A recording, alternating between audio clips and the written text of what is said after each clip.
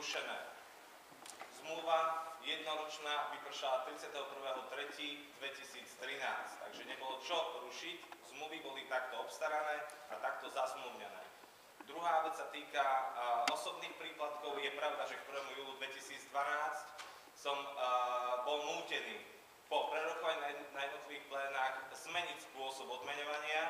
Nie je pravdou, že pohyblivá čiastka, to znamená odmeňovanie zamestnancov, bolo anulované, zmenil sa však charakter príplatkov.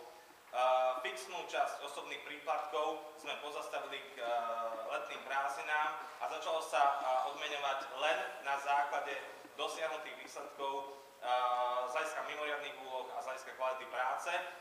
Prvá várka odmien išla zamestnancom už v novembri 2012.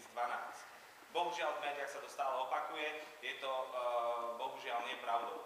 Čo sa týka môjho osobného príplatku, tak toto je v plnej kompetencii zriaďovateľa školy, pretože pán predseda rozhoduje o charaktere môjho funkčného platu. Ďakujem. Takže to je jedna vec. Mrzí ma, že pán Mičovský, nemáte taký záujem, že tu informujete o listoch osobných. Som prekvapený, že vám to aj svedomie dovolí, že v konečnom dôsledku do osobných vecí vstupujete, ale asi si z toho urobím svoj názor. Ja znova vám niečo prečítam. V oblasti pracovnoprávnych vzťahov to napríklad znamená, že nikto nesmie takéto škole určovať, koho má zamestnať a nikto nesmie takéto škole ani určovať, koho má prepustiť.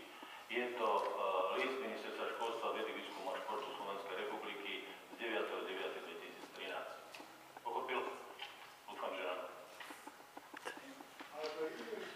Buďte takí láskaví, slovo ste mali. Dobre? Ostatným oznamujem